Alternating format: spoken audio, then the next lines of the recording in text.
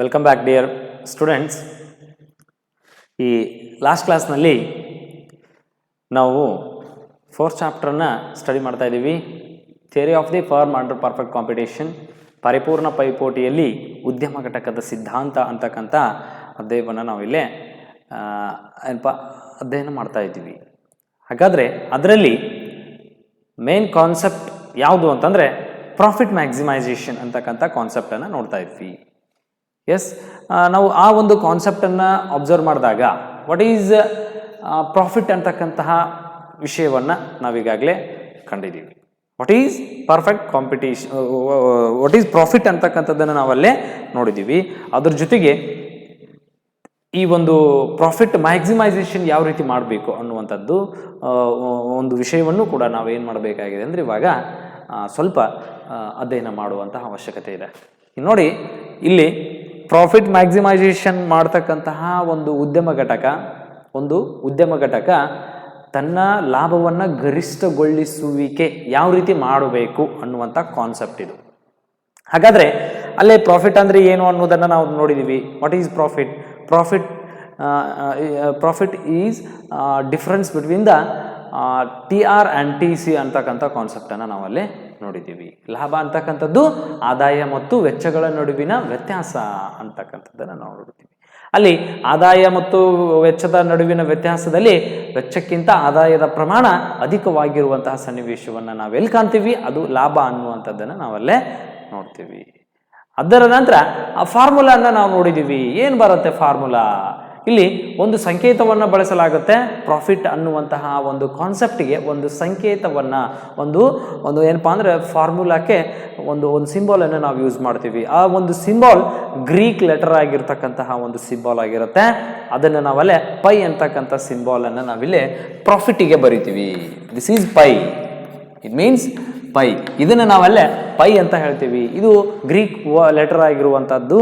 ಇಲ್ಲಿ ಪೈಯನ್ನು ನಾವಿಲ್ಲಿ ಪ್ರಾಫಿಟ್ ಅನ್ನುವಂಥ ಸಂಕೇತವನ್ನು ನಾವು ಇದನ್ನು ಬಳಸಲಾಗುತ್ತೆ.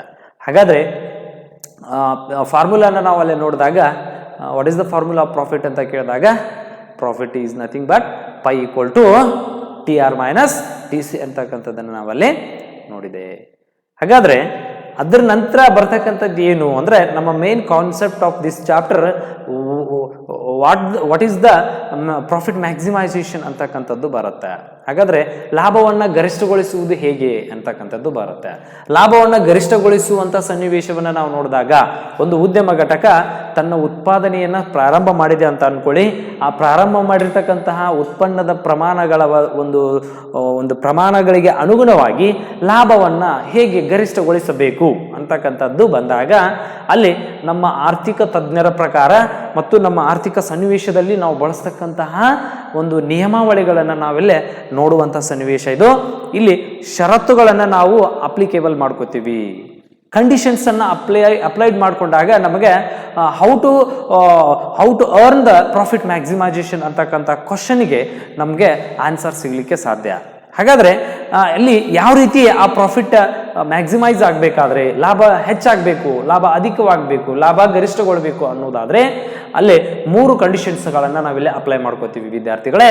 ಆ 3 ಕಂಡೀಷನ್ಸನ್ನು ಉದ್ಯಮ ಘಟಕ ಅಥವಾ ಉತ್ಪಾದಕ ಏನಾದರೂ ತಿಳ್ಕೊಂಡಿದ್ದೆ ಆದರೆ ಆ ಸನ್ನಿವೇಶದಲ್ಲಿ ಅಥವಾ ಆ ಉದ್ಯಮ ಘಟಕಕ್ಕೆ ಅಥವಾ ಆ ಉತ್ಪಾದಕನಿಗೆ ಅಥವಾ ಆ ಮಾರಾಟಗಾರನಿಗೆ ಲಾಭ ಹೆಚ್ಚಾಗಲಿಕ್ಕೆ ಮ್ಯಾಕ್ಸಿಮಮ್ ಏನಪ್ಪ ಅಂದರೆ ಗರಿಷ್ಠ ಮಟ್ಟದ ಸಾಧ್ಯತೆಗಳು ನಮಗೆ ಅಲ್ಲೇ ಸಿಗುವಂಥ ಸನ್ನಿವೇಶವನ್ನು ನಾವು ಕಾಣ್ತೀವಿ. ಹಾಗಾದರೆ ನಾಳೆ ನಿಮ್ಗೆ ಇದ್ರ ಮೇಲೆ ಒಂದು ಕ್ವಶನ್ ರೈಸ್ ಆಗ್ಬೋದು. ಒಂದು ಉದ್ಯಮ ಘಟಕ ಪರಿಪೂರ್ಣ ಪೈಪೋಟಿ ಮಾರುಕಟ್ಟೆಯಲ್ಲಿ ಲಾಭವನ್ನು ಗರಿಷ್ಠಗೊಳಿಸುವಿಕೆಯ ಷರತ್ತುಗಳನ್ನು ಸಂಕ್ಷಿಪ್ತವಾಗಿ ವಿವರಿಸಿ ಅಂತ 6 ಅಂಕದ ಪ್ರಶ್ನೆಗೆ ಬರಬಹುದು.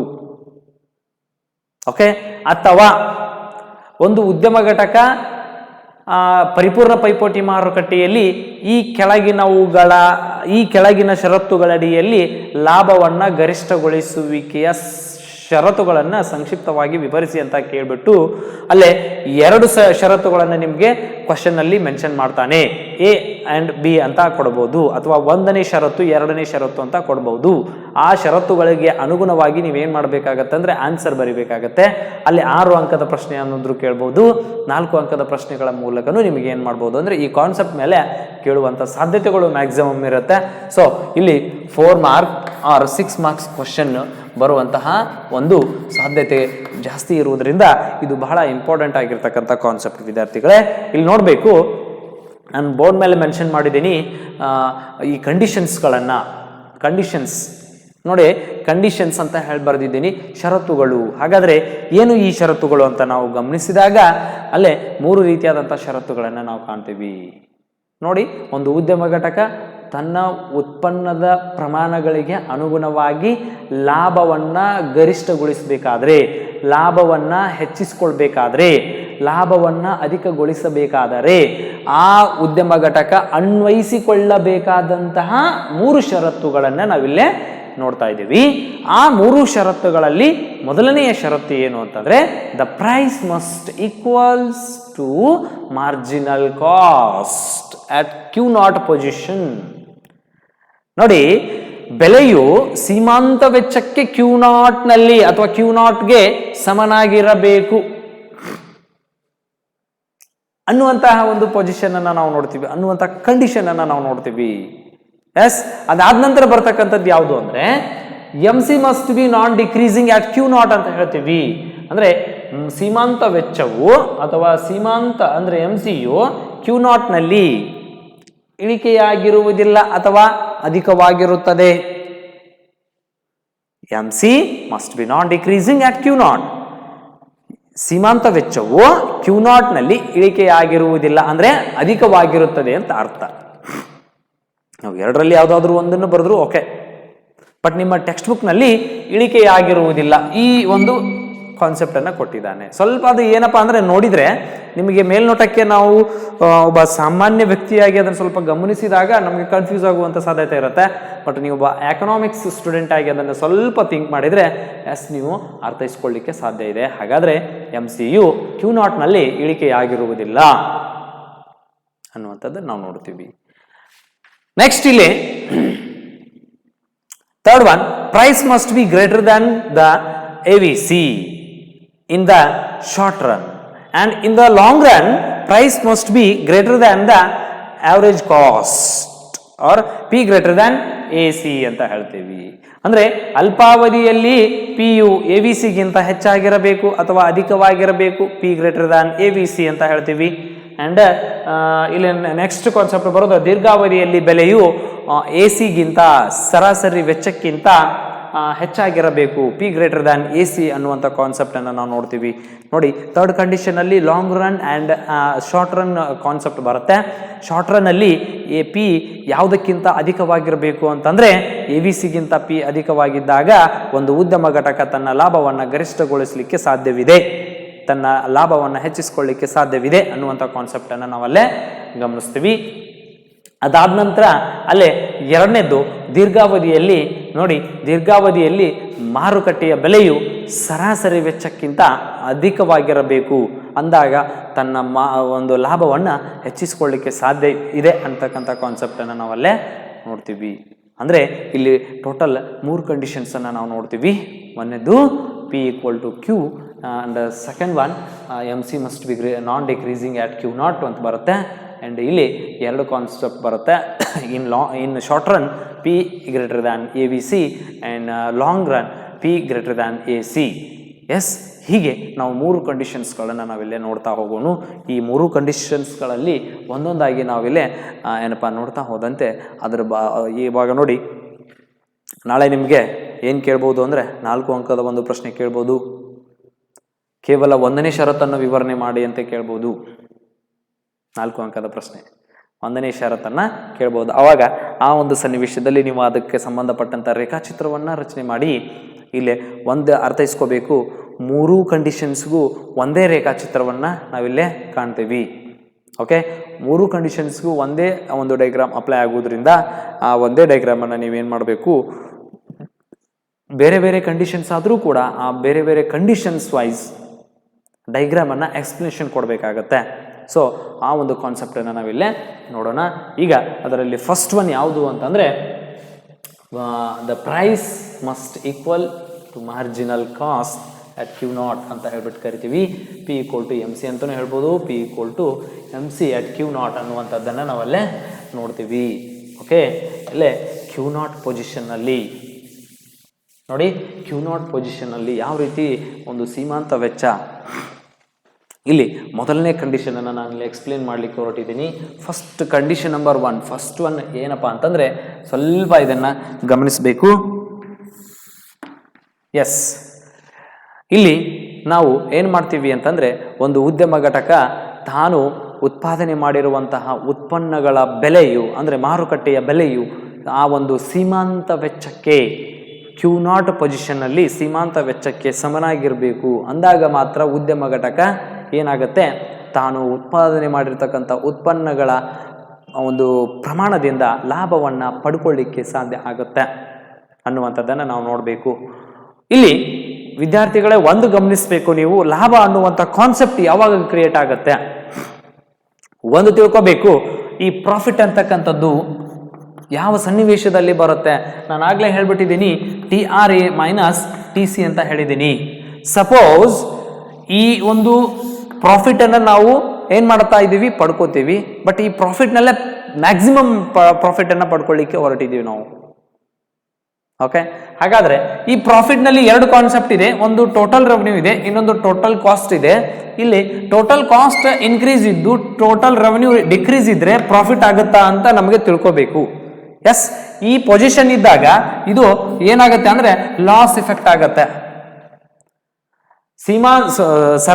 ಒಟ್ಟು ವೆಚ್ಚ ಮತ್ತು ಒಟ್ಟು ಆದಾಯಗಳ ನಡುವಿನ ವ್ಯತ್ಯಾಸದಲ್ಲಿ ಅಲ್ಲಿ ಒಟ್ಟು ವೆಚ್ಚ ಅಧಿಕವಿದ್ದು ಒಟ್ಟು ಆದಾಯ ಕಡಿಮೆ ಇದ್ದಾಗ ಲಾಭ ಆಗುವುದಿಲ್ಲ, ನಷ್ಟ ಆಗುತ್ತೆ ಆ ಉದ್ಯಮ ಘಟಕಕ್ಕೆ. ಹಾಗಾದರೆ ಪ್ರಾಫಿಟ್ ಅಂತಕ್ಕಂಥದ್ದು ಏನು ಹೇಳ್ಕೊಡುತ್ತೆ, ಇಲ್ಲಿ ಟೋಟಲ್ ರೆವೆನ್ಯೂ ಅಧಿಕವಾಗಿರಬೇಕು ಟೋಟಲ್ ಕಾಸ್ಟ್ಗಿಂತ. ಹಾಗಾದರೆ ಟೋಟಲ್ ಕಾಸ್ಟ್ ಏನಿರಬೇಕು, ಕಡಿಮೆ ಇರಬೇಕು. Less total cost and greater total revenue ಇದ್ದಾಗ ಅದನ್ನು ನಾವು ಏನಂತ ಕರಿತೀವಿ ಅಂದರೆ ಪ್ರಾಫಿಟ್ ಅಂತ ಕರಿತೀವಿ ವಿದ್ಯಾರ್ಥಿಗಳೇ. ಸೊ ಈ ಕಾನ್ಸೆಪ್ಟನ್ನು ನೀವೇನಾದರೂ ತಿಳ್ಕೊಂಡಿದ್ದೆ ಆದರೆ ಈ ಒಂದು ಕಂಪ್ಲೀಟ್ ಪ್ರಾಫಿಟ್ ಮ್ಯಾಕ್ಸಿಮೈಸೇಷನ್ ಅಂತಕ್ಕಂಥದ್ದು ನಿಮಗೆ ಈಸಿಯಾಗಿ ಅಂಡರ್ಸ್ಟುಡ್ ಆಗುತ್ತೆ. ಸೊ ಆ ಉದ್ದೇಶದಿಂದ ಇಲ್ಲೇ ನಾನು ಹೇಳ್ತಾ ಇರೋದು, ಇಲ್ಲಿ ವ್ಯತ್ಯಾಸ ಅಂತ ಹೇಳ್ಬಿಟ್ಟಿದ್ದೀನಿ. ವ್ಯತ್ಯಾಸದಲ್ಲಿ ಅಲ್ಲಿ ರೆವೆನ್ಯೂ ಗ್ರೇಟರ್ ಬಂದಾಗ ಪ್ರಾಫಿಟ್ ಆಗುತ್ತೆ, ರೆವೆನ್ಯೂ ಲೆಸ್ ಬಂದಾಗ ಲಾಸ್ ಆಗುತ್ತೆ ಆ ಒಂದು ಉದ್ಯಮ ಘಟಕಕ್ಕೆ ಅಂತಕ್ಕಂಥ ಕಾನ್ಸೆಪ್ಟ್ ನಿಮ್ಮ ನೆನಪಿನೊಳಗಿರಬೇಕು. ಹಾಗಾದರೆ ಇಲ್ಲಿ ಈ as following condition, first one condition, what is the diagram of the first condition ಅಂತ ನಾವು ನೋಡಿದಾಗ ಅಲ್ಲೇ ನೋಡಿ, ಇದಕ್ಕೆ ಸಂಬಂಧಪಟ್ಟಂತಹ ಒಂದು ರೇಖಾಚಿತ್ರವನ್ನು ಇಲ್ಲೇ ನಾನಿಲ್ಲೇ ಡ್ರಾ ಮಾಡ್ತಾ ಇದ್ದೀನಿ. ಎಸ್, ಹಾಗಾದರೆ ಇಲ್ಲಿ ನಾವು ಕಾನ್ಸೆಪ್ಟ್ನಲ್ಲಿ ಏನು ಬರುತ್ತೆ, ಪ್ರಾಫಿಟ್ ಮ್ಯಾಕ್ಸಿಮೈಸೇಷನ್ ಅಂತಕ್ಕಂಥ ಕಾನ್ಸೆಪ್ಟ್ನಲ್ಲಿ ಏನು ಬರುತ್ತೆ, YO axis, OX axis. YO ಆಕ್ಸಿಸ್ನಲ್ಲಿ ನಾವು ಪ್ರೈಸ್ ಆ್ಯಂಡ್ ಮಾರ್ಜಿನಲ್ ಕಾಸ್ಟನ್ನು ನಾವು ಮೆನ್ಷನ್ ಮಾಡ್ತೀವಿ. ಓಕೆ, ಪ್ರೈಸ್ ಆ್ಯಂಡ್ ಮಾರ್ಜಿನಲ್ ಕಾಸ್ಟನ್ನು ಮೆನ್ಷನ್ ಮಾಡ್ತೀವಿ. ಆ್ಯಂಡ್ ನೆಕ್ಸ್ಟ್ ಒನ್ OY ಆಕ್ಸಿಸ್ನಲ್ಲಿ ಅಲ್ಲೇ ಔಟ್ಪುಟ್ಟನ್ನು ನಾವೇನು ಮಾಡ್ತೀವಿ ಅಂತಂದರೆ ಮೆನ್ಷನ್ ಮಾಡ್ತೀವಿ. ಔಟ್ಪುಟ್ ಆರ್ ಕ್ವಾಂಟಿಟಿಯನ್ನು ನಾವೇನು ಮಾಡ್ಬೋದು ಅಂದರೆ ಇಲ್ಲೇ ಮೆನ್ಷನ್ ಮಾಡ್ತೀವಿ.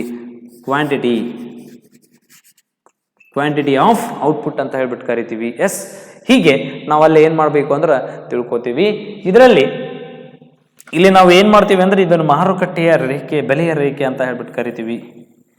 ಇದನ್ನು ನಾವು ಮಾರುಕಟ್ಟೆಯ ಬೆಲೆಯ ರೇಖೆ, this is called P. Okay, ಹೀಗೆ ಅಂದ್ರೆ ಏನು, ಮಾರುಕಟ್ಟೆಯಲ್ಲಿ ಉದ್ಯಮ ಘಟಕಗಳು ಉತ್ಪಾದಿಸುವಂತಹ ಸರಕುಗಳ ಬೆಲೆಯನ್ನ ನಿರ್ಧರಿಸಿರ್ತಕ್ಕಂತಹ ಒಂದು ಮಾರುಕಟ್ಟೆಯ ಬೆಲೆ. ಹಾಗಾದರೆ what is the quantity of market price, OQ is the quantity of market price ಅಂತಕ್ಕಂಥ ಕಾನ್ಸೆಪ್ಟನ್ನು ನಾವಿಲ್ಲೇ ನೋಡ್ತೀವಿ. ಎಸ್, ಹಾಗಾದರೆ ಇಲ್ಲಿ ಸೀಮಾಂತ ವೆಚ್ಚದ ರೇಖೆಯನ್ನು ನಾವೇನು ಮಾಡ್ತೀವಿ ಅಂತಂದರೆ ಗಮನಿಸ್ತೀವಿ ವಿದ್ಯಾರ್ಥಿಗಳೇ. ಹಾಗಾದರೆ ಸೀಮಾಂತ ವೆಚ್ಚದ ರೇಖೆಯನ್ನು ಇಲ್ಲಿ ಏನಂತ ಹೇಳ್ತೀವಿ ಅಂದ್ರೆ ಮಾರ್ಜಿನಲ್ ಕಾಸ್ಟ್ ಅಂತ ಆ ಒಂದು ಕರ್ವನ್ನು ನಾವೇನು ಮಾಡ್ತೀವಿ, ಮೆನ್ಷನ್ ಮಾಡ್ತೀವಿ. ಹಾಗಾದರೆ ಇಲ್ಲಿ ಕ್ವಾಂಟಿಟಿ ಆಫ್ ಔಟ್ಪುಟ್ಟನ್ನು ನಾವು ನೋಡ್ತೀವಿ. ದಿಸ್ ಈಸ್ ಕಾಲ್ಡ್ Q1 ಅಂತ ಹೇಳ್ತೀವಿ. ಎಸ್, ಹಾಗಾದರೆ ಇಲ್ಲಿ ಉತ್ಪಾದನೆ ಮಾಡಿರ್ತಕ್ಕಂತಹ ಸರಕಿನ ಉತ್ಪನ್ನಗಳ ಪ್ರಮಾಣಗಳನ್ನು ನಾವೇನು ಮಾಡ್ತೀವಿ ಅಂದರೆ ಇಲ್ಲೇ ಮೆನ್ಷನ್ ಮಾಡಿರುವುದನ್ನು ನಾವು ನೋಡ್ತೀವಿ. ಹಾಗಾದರೆ ಇದನ್ನು Q2 ಅಂತ ಹೇಳ್ತೀವಿ, Q3 ಅಂತ ಹೇಳ್ತೀವಿ, Q4 ಅಂತ ಹೇಳ್ತೀವಿ, Q5 and last one Q6 ಅಂತಕ್ಕಂತಹ ಪ್ರಮಾಣಗಳನ್ನು ನಾವು ನೋಡ್ತೀವಿ. ಈ MC ಕರ್ವ್ ಮತ್ತು price line, market price line intersect ಆಗಿರ್ತಕ್ಕಂತಹ ಪಾಯಿಂಟ್ಗಳನ್ನು ನಾವಲ್ಲೇ A point and B point ಅಂತ ಹೇಳ್ಬಿಟ್ಟು ಮೆನ್ಷನ್ ಮಾಡ್ತೀವಿ. ಓಕೆ, ಹಾಗಾದರೆ ಇಲ್ಲಿ ನಾವು ಸ್ವಲ್ಪ ಅಬ್ಸರ್ವ್ ಮಾಡಬೇಕಾಗಿರೋದು ಇಲ್ಲಿ ಈ ಪೊಸಿಷನನ್ನು ನಾವು ಏನಂತ ಹೇಳ್ತೀವಿ ಅಂತಂದರೆ ಇಲ್ಲಿ ಶೇಡ್ ಆಗಿರ್ತಕ್ಕಂತಹ ಅಂದರೆ ಇವು ಏನಿದ ಈ ಒಂದು Q1 ಕ್ವಾಂಟಿಟಿ ಅಂದರೆ ಒಂದು ಉದ್ಯಮ ಘಟಕ ಉತ್ಪಾದನೆ ಮಾಡಿರ್ತಕ್ಕಂತಹ ಉತ್ಪನ್ನಗಳ ಪ್ರಮಾಣ OQ1, OQ2, OQ3, OQ4, OQ5, OQ6 up to OQ6 ವರೆಗೂ ಆ ಒಂದು ಉದ್ಯಮ ಘಟಕ ತಾನು ಲಾಭವನ್ನು ಗರಿಷ್ಠ ಮಾಡ್ಕೋಬೇಕು ಅನ್ನುವಂಥ ಉದ್ದೇಶವನ್ನು ಇಟ್ಕೊಂಡು ಉತ್ಪನ್ನಗಳನ್ನು ಹೆಚ್ಚಿಸಿರ್ತಕ್ಕಂತಹ ಪ್ರಮಾಣ. ಹಾಗಾದರೆ ನಾವು ಡಯಾಗ್ರಾಮೆಟಿಕಲಿ ಈ ಒಂದು ಫಿಗರನ್ನು ನಾವು ಅಬ್ಸರ್ವ್ ಮಾಡಿದಾಗ ಪ್ರೆಸೆಂಟೇಷನ್ ಮಾಡುವಂಥ ಸನ್ನಿವೇಶದಲ್ಲಿ ಈ ಒಂದು ರೇಖಾಚಿತ್ರದ ಯಾವ ಸನ್ನಿವೇಶದಲ್ಲಿ ನಾವು ಉದ್ಯಮ ಘಟಕ ಲಾಭವನ್ನು ಪಡ್ಕೊಳ್ಳುತ್ತೆ ಅನ್ನುವುದನ್ನು ನಾವು ಗಮನಿಸಿದಾಗ ಇಲ್ಲಿ ಫಸ್ಟ್ ಒಂದು ಕಂಡೀಷನ್ ಹೇಳಿದೆ. ಏನು ಕಂಡೀಷನ್ ಬಹಳ simple. The price must be equal to marginal cost. P equal to MC ಅಂತ ಹೇಳ್ಬೋದು. P equal to MC at Q0 ಅನ್ನುವಂಥದ್ದನ್ನು ನಾವಲ್ಲೇ ಏನು ಮಾಡ್ತೀವಿ ಅಂದರೆ ನೋಡ್ತೀವಿ. Q0 ನಲ್ಲಿ MCಯು Pಗೆ ಸಮನಾಗಿರಬೇಕು ಅಂದಾಗ ಲಾಭ ಗರಿಷ್ಠಗೊಳ್ಳುತ್ತದೆ. ಇದನ್ನ ನಾವು ಹೇಳಿದಾಗ ಜಸ್ಟ್ ನಾವು ನಿಮ್ಗೆ ಅದನ್ನ ಎಕ್ಸ್ಪ್ಲನೇಷನ್ ಮಾಡಿದಾಗ ನಿಮ್ಗೆ ಅರ್ಥ ಆಗಲ್ಲ ವಿದ್ಯಾರ್ಥಿಗಳೇ. ಇಲ್ಲೇ ಸ್ವಲ್ಪ ಅಬ್ಸರ್ವ್ ಮಾಡಿ, ಇಲ್ಲೇ ನೋಡಬೇಕು. ಆಕ್ಸಿಸ್ ನಲ್ಲಿ ಪ್ರೈಸ್ ಇದೆ, ಮಾರ್ಜಿನಲ್ ಕಾಸ್ಟ್ ಇದೆ. ಬಿಕಾಸ್ ನಾವಿಲ್ಲಿ ಇದನ್ನ ಏನು ಮಾಡಿದೀವಿ, ಈ ಒಂದು OY ಮತ್ತು OX ಆಕ್ಸಿಸ್ನ ಮಧ್ಯೆ ರಚನೆಯಾಗಿರ್ತಕ್ಕಂತಹ ಸೀಮಾಂತ ವೆಚ್ಚದ ರೇಖೆ ಮತ್ತು ಬೆಲೆಯ ರೇಖೆ. This is called price line. ಯಾವುದು? ಮಾರ್ಕೆಟ್ ಪ್ರೈಸ್ ಲೈನ್ ಅಂತ ಹೇಳ್ಬೇಡಿ. ಓಕೆನಾ? ಎಸ್, ಮಾರ್ಕೆಟ್ ಪ್ರೈಸ್ ಲೈನ್, ಮಾರುಕಟ್ಟೆಯ ಬೆಲೆಯ ರೇಖೆ ಅಂತ ಹೇಳ್ತೀವಿ. ಹಾಗಾದ್ರೆ ಈ ಮಾರುಕಟ್ಟೆಯ ಬೆಲೆಯ ರೇಖೆ, ಸೀಮಾಂತ ವೆಚ್ಚದ ರೇಖೆಯನ್ನು ನಾವು ಅಬ್ಸರ್ವ್ ಮಾಡ್ತಾ ಇದ್ದೀವಿ.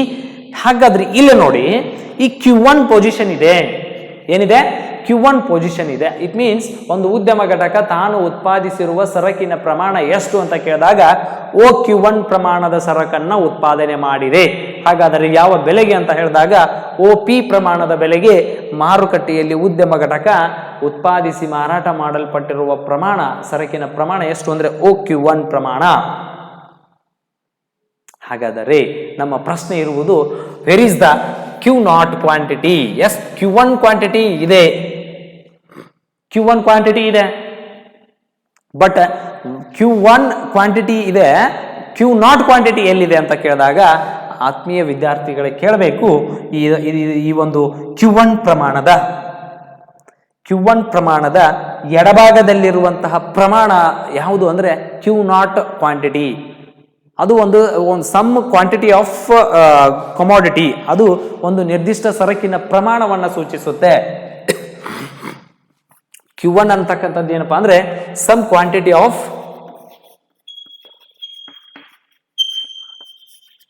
ಗೂಡ್ಸ್ ಅಂತ ಹೇಳ್ಬಿಟ್ಟು ಕರಿತೀವಿ. Yes, some quantity of goods or commodity ಅಂತ ಹೇಳ್ತೀವಿ. ಇಲ್ಲಿ ಒಂದು ನಿರ್ದಿಷ್ಟ ಪ್ರಮಾಣದ ಸರಕಿನ ಉತ್ಪನ್ನದ ಪ್ರಮಾಣವನ್ನ Q0 ದಿಂದ ಗುರುತಿಸಲ್ಪಡುತ್ತೆ. Q0 ಅಂತಕ್ಕಂಥದ್ದು ಯಾವುದೇ ಉತ್ಪಾದನೆ ಇಲ್ಲ ಅಂತ ಅರ್ಥೈಸ್ಕೋಬಾರ್ದು. ಉತ್ಪಾದನೆಯ ಪ್ರಮಾಣ, ಉತ್ಪಾದನೆ ಮಾಡಿರ್ತಕ್ಕಂತಹ ಪ್ರಮಾಣವನ್ನ Q0 ಅನ್ನುವಂಥ ಸಂಕೇತದಿಂದ ಗುರುತಿಸಿದ್ದಾರೆ. Q0 ಅಂತಕ್ಕಂಥದ್ದು ನಾಟ್ ಪ್ರೊಡ್ಯೂಸ್ ಅಂತ ನಾವು ಅರ್ಥೈಸ್ಕೋಬಾರ್ದು. Yes, some quantity of goods or commodity ಅಂತ ಅರ್ಥೈಸ್ಕೋಬೇಕು. ಹಾಗಾದ್ರೆ Q1 ಪ್ರಮಾಣದ ಎಡಭಾಗದಲ್ಲಿರುವಂತಹ ಪ್ರಮಾಣವನ್ನ ನಾವು ಏನಂತ ಹೇಳ್ತೀವಿ ಅಂದ್ರೆ ಇದನ್ನ ನಾವು Q0 ಕ್ವಾಂಟಿಟಿ ಅಂತ ಹೇಳ್ತೀವಿ. ಹಾಗಾದರೆ ಇಲ್ಲಿ ನಮಗೆ ಕಾನ್ಸೆಪ್ಟ್ ಬರುತ್ತೆ, price must be equal to marginal cost. ಬೆಲೆಯು ಸೀಮಾಂತ ವೆಚ್ಚಕ್ಕೆ Q0ಗೆ ಸಮನಾಗಿರಬೇಕು ಅಂತ ಹೇಳ್ತಾರೆ. ಅಂದ್ರೆ ಮಾರುಕಟ್ಟೆಯಲ್ಲಿನ ಬೆಲೆಯು OP ಪ್ರಮಾಣದಷ್ಟಿದೆ. ಸರಿನಾ? ಹಾಗಾದರೆ ಇಲ್ಲಿ ಉತ್ಪನ್ನದ ಪ್ರಮಾಣವನ್ನು ನಾವು ಇಲ್ಲಿ ಸ್ವಲ್ಪ ಇದನ್ನೇನಪ್ಪ ಅಂದರೆ ಎತ್ತರಕ್ಕೆ ಬೆಳೆಸಲ್ಪಡ್ತೀನಿ. ಈ ಎಡಭಾಗದಲ್ಲಿ Q1 ಬಿಂದುವಿನ Q1 ಪ್ರಮಾಣದ ಎಡಭಾಗದಲ್ಲಿ Q0 ಇದೆ. ಇದು Q0 ಪೊಸಿಷನ್ ಇದೆ. ಹಾಗಾದರೆ ಇಲ್ಲಿ ಮಾರುಕಟ್ಟೆಯ ಬೆಲೆ ಮತ್ತು ಸೀಮಾಂತ ವೆಚ್ಚದ ರೇಖೆ ಎರಡನ್ನು ಅಬ್ಸರ್ವ್ ಮಾಡಿ. ಮಾರುಕಟ್ಟೆಯ ಬೆಲೆಯ ಕೆಳಭಾಗದಲ್ಲಿ ರಚನೆಯಾಗಿದೆ Q0 ಪೊಸಿಷನ್ ಅಲ್ಲಿ. ಈ ಪಾರ್ಟ್ ಅಷ್ಟೇ ನಾನು ಹೇಳ್ತಾ ಇರೋದು. ಈ ಪಾರ್ಟ್ನಲ್ಲಿ ಮಾರುಕಟ್ಟೆಯಲ್ಲಿನ ಬೆಲೆ ಈಕ್ವಲ್ ಟು ರೆವೆನ್ಯೂ ಅಂತ ಹೇಳ್ತೀವಿ. ಓಕೆ, ಹಾಗಾದ್ರೆ ಈ ಮಾರುಕಟ್ಟೆಯ ಬೆಲೆ ರೇಖೆ ಕೆಳಭಾಗದಲ್ಲಿ ಇದೆ. ಆ ಉದ್ಯಮ ಘಟಕ ಉತ್ಪಾದನೆ ಮಾಡಿರುವ ಸರಕಿನ ಸೀಮಾಂತ ವೆಚ್ಚದ ಪ್ರಮಾಣ ಎತ್ತರ ಮಟ್ಟದಲ್ಲಿ ರಚನೆಯಾಗಿದೆ. ಅಂದರೆ ಈ ಪೊಸಿಷನ್ ಅನ್ನು ನಾವು ಅಂದ್ರೆ ಶೇಡಿಂಗ್ ಪಾಯಿಂಟ್ ಅನ್ನು ಅಬ್ಸರ್ವ್ ಮಾಡಿ ಇಲ್ಲಿ ಗ್ರೇಟರ್ ಮಾರ್ಜಿನಲ್ ಕಾಸ್ಟ್ ಇದೆ, ಇಲ್ಲಿ ಲೆಸ್ ಪ್ರೈಸ್ ಇದೆ, ಆರ್ ಇನ್ಕಮ್ ಇದೆ, ಆರ್ ರೆವೆನ್ಯೂ ಇದೆ. ಹಾಗಾದರೆ what is the effect of this position to producer ಅಂತ ಕ್ವಶನ್ ಬಂದಾಗ ಅಲ್ಲಿ ಉತ್ಪಾದಕನಿಗೆ ಯಾವ ರೀತಿಯ ಪರಿಣಾಮ ಬೀರುತ್ತೆ ಅಂದಾಗ ಇಲ್ಲಿ ಗ್ರೇಟರ್ ಮಾರ್ಜಿನಲ್ ಕಾಸ್ಟ್ ಇದೆ, ಲೆಸ್ ರೆವೆನ್ಯೂ ಇದೆ, ಆರ್ ಮಾರ್ಕೆಟ್ ಪ್ರೈಸ್ ಇದೆ. ಹಾಗಾದ್ರೆ ಏನು ಪರಿಣಾಮ ಬೀರುತ್ತೆ ಅಂತಂದ್ರೆ ಇವುಗಳಿಂದ ಆ ಉದ್ಯಮ ಘಟಕಕ್ಕೆ ಲಾಸ್ ಆಗತ್ತೆ ಅನ್ನುವಂಥ ಕಾನ್ಸೆಪ್ಟ್ ನಮಗೆ ಬರಬೇಕು. ನಾನು ಬಿಗಿನಿಂಗ್ಸ್ ಹೇಳಿದೆ, ಅಲ್ಲಿ ಗ್ರೇಟರ್ ರೆವೆನ್ಯೂ ಇದ್ದಾಗ ಲೆಸ್ ಟೋಟಲ್ ಕಾಸ್ಟ್ ಇದ್ದಾಗ ಆ ಪ್ರೊಡ್ಯೂಸರ್ಗೆ ಪ್ರಾಫಿಟ್ ಆಗುತ್ತೆ. ಬಟ್ ಲೆಸ್ ರೆವೆನ್ಯೂ ಇದ್ದಾಗ, ಗ್ರೇಟರ್ ಕಾಸ್ಟ್ ಇದ್ದಾಗ ಅಲ್ಲೇ ಆ ಒಬ್ಬ ಪ್ರೊಡ್ಯೂಸರ್ನಿಗೆ ಲಾಸ್ ಎಫೆಕ್ಟ್ ಆಗುತ್ತೆ. ಎಸ್, ಆಸ್ ಇಟ್ ಈಸ್ ಇಲ್ಲಿ ಏನಾಗಿದೆ ಅಂದ್ರೆ ಇದೇ ಈ ಒಂದು ಇಫೆಕ್ಟ್ ಅನ್ನ ನಾವು ನೋಡ್ತೀವಿ. ಎಲ್ಲಿ ಅಂತಂದ್ರೆ Q0 ಪೊಸಿಷನ್ ಅಲ್ಲಿ ಏನಿದೆ, ಸೀಮಾಂತ ವೆಚ್ಚದ ರೇಖೆಯೂ ರಚನೆಯಾಗಿದೆ, ಮಾರುಕಟ್ಟೆಯ ಬೆಲೆಯ ರೇಖೆಯೂ ರಚನೆಯಾಗಿದೆ. ಹಾಗಾದರೆ ಎ ಬಿಂದುವಿನ ಅಥವಾ Q1 ಬಿಂದುವಿನ ಎಡಭಾಗದಲ್ಲಿ Q0 ಸರಕಿನ ಉತ್ಪನ್ನದ ಪ್ರಮಾಣವನ್ನು ನಾವು ಕಾಣ್ತೀವಿ ಈ ರೇಖಾಚಿತ್ರದಲ್ಲಿ. ಹಾಗಾದ್ರೆ ಈ ಪೊಸಿಷನ್ ನಲ್ಲಿ ಏನಾಗಿದೆ ಅಂದ್ರೆ ಸೀಮಾಂತ ವೆಚ್ಚದ ಪ್ರಮಾಣವು ಅಧಿಕ, ಅಂದ್ರೆ ಎತ್ತರ ಮಟ್ಟದಲ್ಲಿನ ಸೀಮಾಂತ ವೆಚ್ಚದ ರೇಖೆಯು ಅಧಿಕ ವೆಚ್ಚವಾದ ಪ್ರಮಾಣವನ್ನು ತೋರಿಸುತ್ತೆ. ಕೆಳಮಟ್ಟದಲ್ಲಿನ ಬೆಲೆಯ ರೇಖೆಯ ಪ್ರಮಾಣವು ಕಡಿಮೆ ಆದಾಯ ಅಥವಾ ಕಡಿಮೆ ಬೆಲೆಯ ಮಾರುಕಟ್ಟೆಯ ಬೆಲೆಯನ್ನು ಸೂಚಿಸುತ್ತದೆ. ಈ ಸನ್ನಿವೇಶವನ್ನು ನಾವು ಅಬ್ಸರ್ವ್ ಮಾಡಿದಾಗ ನಮಗ ಒಂದು ಕಂಡು ಬರುತ್ತೆ, ದಿಸ್ ಈಸ್ ಲಾಸ್ ಇಫೆಕ್ಟ್.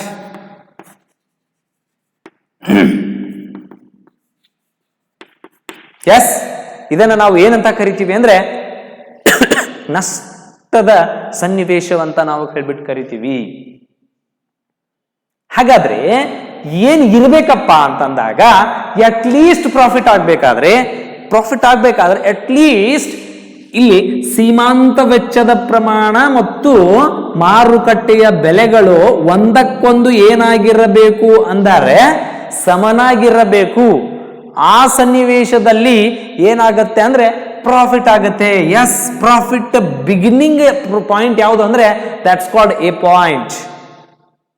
ಅದನ್ನೇ ನಾವು ಏನಂತ ಹೇಳ್ತೀವಿ ಅಂದ್ರೆ ಎ ಬಿಂದುವಿನಲ್ಲಿ ಲಾಭ ಗರಿಷ್ಠಗೊಳ್ಳಲು ಪ್ರಾರಂಭಿಸಲ್ಪಡುವಂತಹ ಬಿಂದು ಅಥವಾ ಲಾಭದ ಗರಿಷ್ಠತೆ ಅಥವಾ ಹೆಚ್ಚಾಗುವ ಪ್ರಮಾಣ ಎಲ್ಲಿಂದ ಅಂದ್ರೆ ಎ ಬಿಂದುವಿನಿಂದ ಸ್ಟಾರ್ಟ್ ಆಗತ್ತೆ. ಹೀಗಾಗಿ ನಾವು ತಿಳ್ಕೋಬೇಕು, ಎ ಬಿಂದುವಿನಿಂದ ಲಾಭದ ಪ್ರಮಾಣ ಹೆಚ್ಚಾಗ್ತಾ ಬರುತ್ತೆ. ಇಲ್ಲಿ ಏನಿರುತ್ತೆ ಅಂತಂದ್ರೆ ಎ ಬಿಂದುವಿನಲ್ಲಿ ಏನ್ ತೋರಿಸ್ಕೊಡುತ್ತೆ ಅಂತಂದ್ರೆ marginal cost equal to market price.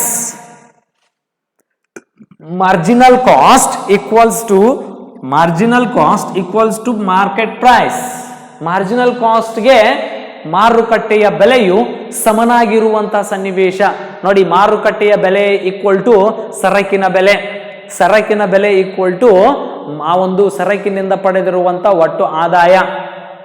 ಹಾಗಾದರೆ ಈ ಒಂದು ಮಾರುಕಟ್ಟೆಯಲ್ಲಿನ ಸೀಮಾಂತ ವೆಚ್ಚಕ್ಕೆ ಮಾರುಕಟ್ಟೆಯಲ್ಲಿನ ಒಂದು ಆದಾಯ ಅಥವಾ ಬೆಲೆ ಸಮನಾಗಿರುವಂತ ಸನ್ನಿವೇಶವನ್ನು ನಾವು ಏನಂತ ಹೇಳ್ಬೋದು ಅಂದ್ರೆ ಪ್ರಾಫಿಟ್ ಅಂತ ಹೇಳ್ಬೋದು. ಅದನ್ನು ನಾವು ಲಾಸ್ ಅನ್ಲಿಕ್ಕೆ ಬರಲ್ಲ. ಹಾಗಾದ್ರೆ ಎ ಬಿಂದುವಿನಲ್ಲಿ ಒಂದಕ್ಕೊಂದು ಅಂದರೆ ಮಾರುಕಟ್ಟೆಯ ಬೆಲೆಯ ರೇಖೆ ಮತ್ತು ಸೀಮಾಂತ ವೆಚ್ಚದ ರೇಖೆಯು ಒಂದಕ್ಕೊಂದು ಎ ಬಿಂದುವಿನಲ್ಲಿ ಛೇದಿಸಲ್ಪಟ್ಟ ಪರಿಣಾಮ ಮಾರುಕಟ್ಟೆಯಲ್ಲಿ ಉದ್ಯಮ ಘಟಕಕ್ಕೆ ಸಾಮಾನ್ಯ ಲಾಭ ಅಥವಾ ಲಾಭ ಹೆಚ್ಚಾಗುವಂತಹ ಸನ್ನಿವೇಶವನ್ನು ನಾವೇನ್ ಮಾಡ್ತಾ ಇದ್ದೀವಿ ಅಂದ್ರೆ ಕಾಣ್ತಾ ಇದ್ದೀವಿ. ಓಕೆ, ಆದರೆ ಮಾರುಕಟ್ಟೆಯಲ್ಲಿನ ಆ ಒಂದು ಬೆಲೆ ಅಂದ್ರೆ ಯಾವ ಸನ್ನಿವೇಶದಲ್ಲಿ ಮಾರುಕಟ್ಟೆಯ ಬೆಲೆ ಕಡಿಮೆ ಇದೆ, ಯಾವ ಸನ್ನಿವೇಶದಲ್ಲಿ ಮಾರುಕಟ್ಟೆಯಲ್ಲಿನ ಉತ್ಪಾದಕನಿಗೆ ಸೀಮಾಂತ ವೆಚ್ಚ ಅಧಿಕವಿದೆ ಅನ್ನುವಂಥದ್ದನ್ನು ನಾವು ಕಾಣ್ತೀವಿ ಅಂದರೆ ಕ್ಯೂ ನಾಟ್ ಪೊಸಿಷನ್ನಲ್ಲಿ ಮಾರುಕಟ್ಟೆಯಲ್ಲಿ ಬೆಲೆ ಮತ್ತು ಸೀಮಾಂತ ವೆಚ್ಚಗಳು ಒಂದಕ್ಕೊಂದು ವ್ಯತ್ಯಾಸಮಯವಾಗಿವೆ. ಅದರಲ್ಲಿ ಸೀಮಾಂತ ವೆಚ್ಚ ಅಧಿಕವಿದೆ, ಮಾರುಕಟ್ಟೆಯ ಬೆಲೆ ಕಡಿಮೆ ಇರುವುದರಿಂದ ಇದು ಈ ಕೆಳಮಟ್ಟದಲ್ಲಿ ರಚನೆಯಾಗಿ ಕಡಿಮೆ ಇರುವಂಥ ಮಾರುಕಟ್ಟೆಯ ಬೆಲೆ, ಎತ್ತರ ಮಟ್ಟದಲ್ಲಿ ರಚನೆಯಾಗಿರುವಂಥ ಸೀಮಾಂತ ವೆಚ್ಚದ ಪ್ರಮಾಣ ಅಧಿಕವಾಗಿರುವುದನ್ನು ನಾವು ಗಮನಿಸಿದಾಗ ಅಲ್ಲಿ ಲಾಸ್ ಆಗುತ್ತೆ. ಹಾಗಾಗಿ ಈ shading point is loss effect ಅಂತ ನಾವು ಅಲ್ಲೇನು ಮಾಡ್ತೀವಿ ಅಂದರೆ ಹೇಳ್ತೀವಿ. ಆದರೆ ಲಾಭ ಯಾವ ಸನ್ನಿವೇಶದಲ್ಲಿ ಹೆಚ್ಚಾಗ್ತಾ ಬರುತ್ತೆ ಅಂತಂದರೆ ಇಲ್ಲಿ ಈ ಒಂದು ಎ ಬಿಂದುವಿನಲ್ಲಿ ಉದ್ಯಮ ಘಟಕದ ಒಂದು ಏನಪ್ಪ ಅಂದರೆ ಸೀಮಾಂತ ವೆಚ್ಚದ ಪ್ರಮಾಣ ಅಂದರೆ ಸರಕಿನ ಮೇಲೆ ಮಾಡುವಂಥ ವೆಚ್ಚದ ಪ್ರಮಾಣ ಮತ್ತು ಸರಕಿನಿಂದ ಸಿಗುವಂತಹ ಆದಾಯದ ಪ್ರಮಾಣ ಒಂದಕ್ಕೊಂದು ಸಮನಾಗಿರುವಂಥ ಸನ್ನಿವೇಶ ಎಲ್ಲಿ ಕಾಣ್ತೀವಿ ಅಂದರೆ ಎ ಬಿಂದುವಿನಲ್ಲಿ ಕಾಣ್ತೀವಿ. ಹಾಗಾಗಿ ಅಲ್ಲಿ ಏನಾಗುತ್ತೆ ಅಂದರೆ ಉದ್ಯಮ ಘಟಕಕ್ಕೆ ಲಾಭ ಪ್ರಾರಂಭ ಆಗುತ್ತೆ, ಲಾಭ ಗರಿಷ್ಠಗೊಳ್ಳುತ್ತೆ ಅನ್ನುವಂಥದ್ದನ್ನು ನಾವು ನೋಡ್ತೀವಿ. ಹಾಗಾದರೆ ಇಲ್ಲಿ ನೀವು ಒಂದು ತಿಳ್ಕೋಬೇಕು ಏನಪ್ಪ ಅಂತಂದರೆ ಲಾಭದ ಗರಿಷ್ಠಗೊಳ್ಳುವಿಕೆಯ ಪ್ರಮಾಣ ಎಲ್ಲಿ ಅಂದರೆ ಎ ಪಾಯಿಂಟ್ಲಿಂದ ಅಥವಾ Q1 ಸ್ಟೇಜ್ನಲ್ಲಿ ಏನಾಗುತ್ತೆ ಅಂದರೆ ಪ್ರಾಫಿಟ್ ಸ್ಟಾರ್ಟ್ ಆಗುತ್ತೆ ಅಥವಾ ಪ್ರಾಫಿಟ್ ಮ್ಯಾಕ್ಸಿಮೈಸ್ ಆಗುತ್ತೆ. ಪ್ರಾಫಿಟ್ ಏನಾಗ್ತಾ ಹೋಗುತ್ತೆ, ಮ್ಯಾಕ್ಸಿಮೈಸೇಷನ್ ಆಗ್ತಾ ಹೋಗುತ್ತೆ ಅಂತಕ್ಕಂಥದ್ದನ್ನು ನಾವು ನೋಡ್ತೀವಿ. ನೋಡಿ, ಯಾವ ಸನ್ನಿವೇಶದಲ್ಲಿ ಉದ್ಯಮ ಘಟಕಕ್ಕೆ ಲಾಭ ಗರಿಷ್ಠಗೊಳ್ಳುತ್ತಾ ಸಾಗುತ್ತೆ ಆ ಸನ್ನಿವೇಶದಲ್ಲಿ ಉತ್ಪಾದಕ ತಾನು ಉತ್ಪಾದಿಸುವ ಸರಕುಗಳ ಪ್ರಮಾಣವನ್ನು ಹಂತ ಹಂತವಾಗಿ ಏನು ಮಾಡ್ತಾನೆ ಅಂತಂದರೆ ಹೆಚ್ಚಿಸ್ತಾ ಹೋಗ್ತಾನೆ, ಇನ್ಕ್ರೀಸ್ ಮಾಡ್ತಾನೆ. ನೋಡಿ, ಈ ವರ್ಷ ನಾನು ಒಂದು ಸರಕನ್ನು ಒಂದು ಮೊಬೈಲ್ ಕಂಪನಿಯನ್ನು ಸ್ಟಾರ್ಟ್ ಮಾಡಿದ್ದೀನಿ. ಆ ಕಂಪನಿಯ ಪ್ರಮಾಣ, ಆ ಒಂದು ಮೊಬೈಲ್ಗಳ ಸಂಖ್ಯೆಯ ಪ್ರಮಾಣ ಏನಪ್ಪ ಅಂದರೆ ಸೀಮಿತವಾಗಿ ಉತ್ಪಾದಿಸಲ್ಪಟ್ಟಿದೆ. ಅಂದರೆ 10 ಒಂದು ಮೊಬೈಲನ್ನು ಪ್ರೊಡ್ಯೂಸ್ ಮಾಡಿದ್ದೀನಿ ಅಂತ ಅಂದ್ಕೊಳ್ಳಿ. ಸಪೋಸ್ ಮೊಬೈಲ್ ಬೇಡ, ಇವಾಗ ನೋಡಿ ಈಗ ಕೊರೋನಾ ವ್ಯಾಕ್ಸಿನ್ ಏನೋ ಕಂಡುಹಿಡಿತಾ ಇದ್ದಾರೆ, ಬಟ್ ಕಂಡುಹಿಡಿದಾರೆ ಅಂತ ಅಂದ್ಕೊಳ್ಳಿ. ಆ ಸನ್ನಿವೇಶದಲ್ಲಿ ಏನಾಗ್ತಾ ಹೋಗುತ್ತೆ ಅಂತಂದರೆ ಮೊಬೈಲ್ ಒಂದು ಯಾವುದು ಕೊರೋನಾ ವ್ಯಾಕ್ಸಿನ್ ಮೇಲೆ ಇರ್ತಕ್ಕಂಥ ಡಿಮ್ಯಾಂಡ್ ಏನು ಮಾಡುತ್ತೆ ಅಂದರೆ ಆ ಒಂದು ಕ್ವಾಂಟಿಟಿ ಆಫ್ ಪ್ರೊಡ್ಯೂಸ್ಡ್ ಏನಾಗುತ್ತೆ ಅಂದರೆ ಪ್ರೊಡಕ್ಷನ್ ಏನಾಗುತ್ತೆ ಅಂದರೆ ಇನ್ಕ್ರೀಸ್ ಆಗ್ತಾ ಹೋಗುತ್ತೆ. ಆ ಸನ್ನಿವೇಶದಲ್ಲಿ ಅವನಿಗೆ ಆ ಕಂಪನಿಯ ಮಾಲೀಕನಿಗೆ ಏನಾಗ್ತಾ ಹೋಗುತ್ತೆ, ಆ ಒಂದು ವ್ಯಾಕ್ಸಿನ್ದಿಂದ ಲಾಭ ಹೆಚ್ಚಾಗ್ತಾ ಹೋಗುತ್ತೆ. ಆ ಸನ್ನಿವೇಶದಲ್ಲಿ ಏನು ಮಾಡ್ತಾನೆ, ಆ ವ್ಯಾಕ್ಸಿನ್ ಕ್ವಾಂಟಿಟಿ ಆಫ್ ಪ್ರೊಡಕ್ಷನ್ ಏನು ಮಾಡ್ತಾನೆ ಅಂದರೆ ಹೆಚ್ಚಿಗೆ ಮಾಡ್ತಾನೆ. ಉತ್ಪಾದನೆ ಮಾಡ್ತಕ್ಕಂತಹ ಔಷಧಿಯ ಆ ಒಂದು ಪ್ರಮಾಣ, ಉತ್ಪಾದನೆ ಮಾಡುವಂಥ ಪ್ರಮಾಣ ಹೆಚ್ಚಿಸ್ತಾ ಸಾಕ್ತಾನೆ. ಆ ಸನ್ನಿವೇಶದಲ್ಲಿ ಅವನಿಗೆ ಲಾಭ ಏನಾಗ್ತಾ ಹೋಗುತ್ತೆ ಅಂದರೆ ಹೆಚ್ಚಾಗ್ತಾ ಹೋಗುತ್ತೆ. ಎಸ್, ಇರಲಿ, ಅದರ ಮುಂದಿನ ಕಾನ್ಸೆಪ್ಟನ್ನು ನಾನು ನಿಮಗೆ ಹೇಳ್ತೇನೆ. ಬಿಫೋರ್ ನಾವೇನು ತಿಳ್ಕೋಬೇಕು ಅಂದರೆ ಅಟ್ Q0 ಸ್ಟೇಜ್ನಲ್ಲಿ ಅಂದರೆ ನಿಮಗೆ ಸಿಂಪಲ್ ಆಗಿ ಹೇಳ್ಬಿಡ್ತೀನಿ. ಇಲ್ಲಿ ಏನಿದೆ ಅಂದರೆ Q1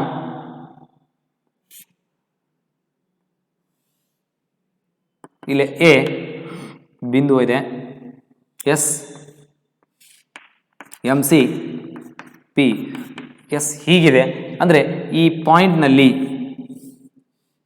ಈ ಒಂದು ಪ್ರಮಾಣದಲ್ಲಿ ಉದ್ಯಮ ಘಟಕಕ್ಕೆ ಲಾಭ ಗರಿಷ್ಠ ಆಗುವುದಿಲ್ಲ. ಯಾಕೆ ಅಂದರೆ ಇಲ್ಲಿ ಸೀಮಾಂತ ವೆಚ್ಚ ಹೆಚ್ಚಾಗಿದೆ, ಮಾರುಕಟ್ಟೆಯಲ್ಲಿ ಸಿಗುವ ಆದಾಯದ ಪ್ರಮಾಣ ಕಡಿಮೆ ಇದೆ.